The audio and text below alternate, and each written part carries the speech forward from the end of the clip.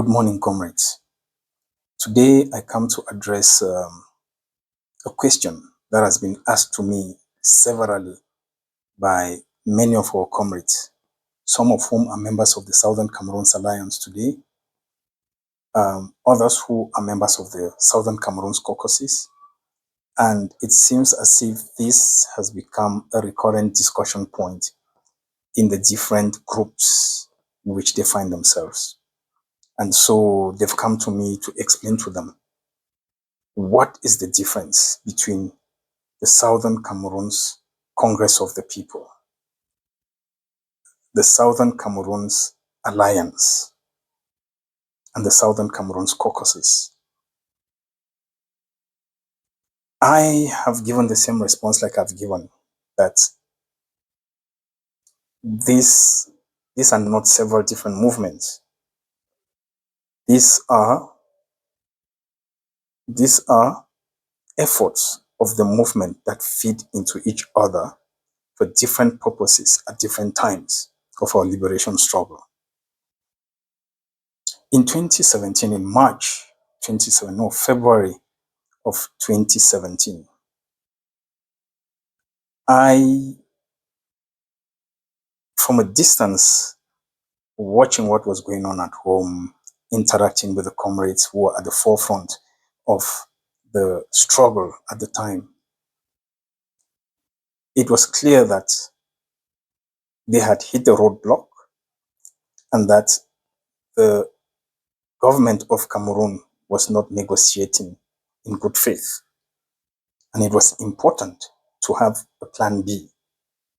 And I remember talking to a comrade of mine, one of the comrades in South Africa, who happens to be a relative of Dr. Fontem Neba, to say, talk to Dr. Fontem, set up a meeting so we can talk. I had prepared the documents for him to take to Dr. Fontem. He was in Cameroon, in Buea. He was in Douala, and he traveled. He was to travel to Buea to meet with Dr. Fontem. And Dr. Fontem had asked him to come visit him at night. It was safer. Unfortunately, that night was the same night that Dr. Fontem was picked up. So the errand he was supposed to run for me did not take place. And that immediately confirmed the fears I had with regards to the regime. And so it became important to now look at moving the discussion I was proposing outside of the territory. And I gathered 5 comrades. I invited 5 comrades in South Africa to my house, and we sat down. And I explained to them the concept that I had and what I thought we needed to do to ensure that the momentum did not die. And that's how we were able to conceive and build the idea of the conclaves. Prior to that, I had reached out to the late Cardinal Tumi, asking him if he would be available to facilitate the conclaves. And he had said, no, he's not in a position to do that. One other person that I'd reached out to attend was the late Justice Paul Aya. And we spoke on the phone that evening, and he said it was a good idea, but I needed to give him a couple of days so we see what these people have up their sleeves. And it seemed to me at the point that he already knew that he was going to be arrested, because a few days later he got arrested and so could not attend. But with the 5 comrades, we planned and eventually organized the first conclave that brought together the frontline movements of our struggle. For anybody who had been following the activities and the efforts of these frontline movements years before 2016 would know that there was a lot of struggle to bring unity and to come up with a united front at that time, which was basically the concept. So at the end of the first conclave, SCCOP was born. The Southern Cameroons Ambazonia Consortium United Front was born. The members of these frontline movements who attended decided on that name and said that's what we want it to be called. And it was called that way. That was the first conclave, and then came the second conclave, and eventually the third conclave But at the third conclave, there were already very strong moves to form a government. And there were those of us who were strongly against the idea of a government. And so during the third conclave, after a lot of arguments, back and forth debates, a suggestion was put on the floor that instead of adopting the one or the other, why not adopt a hybrid? Something that was not just a movement, a liberation movement, but at the same time was not entirely a government. And that is how the Governing Council was born, which was a hybrid between the liberation movement that SCACOF represented and the government that was being proposed by those, the proponents of a government. And that's how the Governing Council was born. But the difference was that over and above the leadership council that constituted SCACOF, the Governing Council included an executive council made up of a chairperson, a vice chair, and a secretary general. Then came the fourth conclave. And it was at the fourth conclave that I realized that a lot of work had been done in the background to prepare delegates to come in and adopt a government. And finding myself in the minority, probably the only one sitting there and still thinking that maybe we should stick to the structure that was there, the vast majority went with the government. And the majority wins. That's how the interim government was adopted. But on return to South Africa after the fourth conclave, a meeting was convened by our comrades, our constituency, to say, give us feedback on how the fourth conclave went. And it was during that meeting that I learned that a decision had been taken to dissolve SCACOF. I didn't know this. And so the comrades were bewildered, like, but how can you take such a decision? And I was like, well, to be honest, I don't know. A couple of comrades who had gone to the fourth conclave seemed to have been in the know of this, and they explained to us that a decision had been taken for SCACOF to be dissolved. So a discussion took place that night, that said. And I remember this comrade saying, but it doesn't make any sense.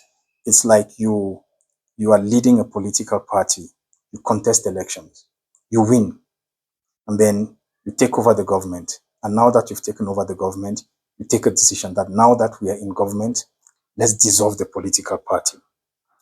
And that night, the decision was taken that it was not a smart decision, because not everybody will be in the government. And those who are not in the government need to continue to contribute to the struggle through the movement or the political party. And remember that we're talking at a time when there were other movements which were already in existence, they were functioning. So what about the people who did not belong to these other movements and groups? They automatically fell within SCACOF. And so a decision was taken to set up a different platform.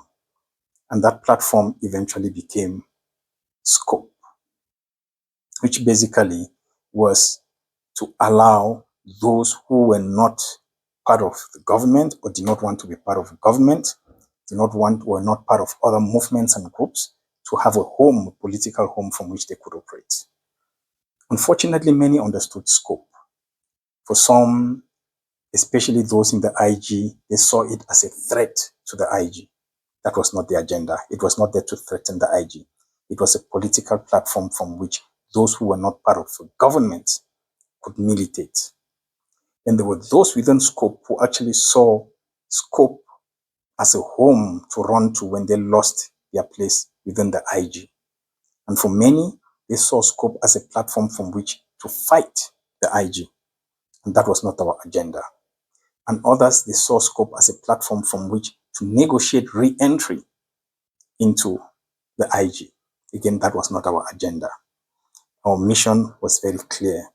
It was to provide a platform for those who were not part of the IG, did not want to be part of the entrapment of a government, to still function and contribute to the struggle. Now, come 2020, I receive a call from Dr. Fo Ngalam Fo. And he calls me from jail to say, I don't understand. When was SCACOF dissolved? And why did you dissolve it? And I said, I don't know. I wasn't part of that decision. I also learned about it like you did. And he said, no, I have only learned recently in jail that SCACUF had been dissolved. And I said, yes, I had learned about it some time back. Then after long conversations over time, he called me and he said, you know what? We need to re-establish SCACUF.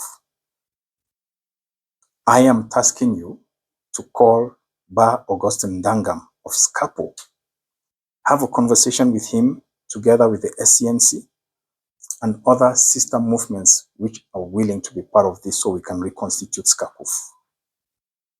Over a period of discussion, we came to the conclusion that SCACUF was not the best name for it. And that's how we adopted, thanks to one of our comrades who gave the name the Southern Cameroons Alliance. And so the alliance was basically the platform that brought other movements, but beyond movements, like in the case of SCACUF, which was just frontline movements, it was also open to individuals who wanted to join and contribute. So the alliance was born. And over time, what the alliance has done has basically written the playbook or rewritten the playbook for how the liberation struggle will have to be conducted. And as part of that, the idea, based on a survey that we ran in 2024, last year, it became evident that the momentum was almost completely lost. The direction was completely lost. The struggle was visionless and was leaderless. And it was important that we reconstitute in a way that allowed for us to work together. And instead of fighting against each other, we fight collaboratively against the regime that held us in bondage, which then brought together federalists, independentists, and civil society actors to work together. So the idea of the caucus was to address the leadership gap and establish an entity that could speak on behalf of our people with authority and confidence, representing the key ideologies that guide our liberation struggle, which is those who want complete independence and those who want federalism and those who want to contribute to other things which are not necessarily political, humanitarian support, and schools, hospitals, and so on. So we did not create multiple organizations. No, we have simply put in place structures at different levels, at different times of the struggle where they were needed.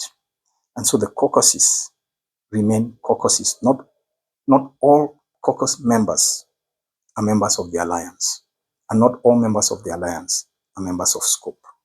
I just happen to be a member of all of them. I hope this is clear and understood, and that henceforth, whoever asks these questions to you, comrade, you would have an answer, because the evolution of how we got to where we are has been clearly explained. Thank you very much.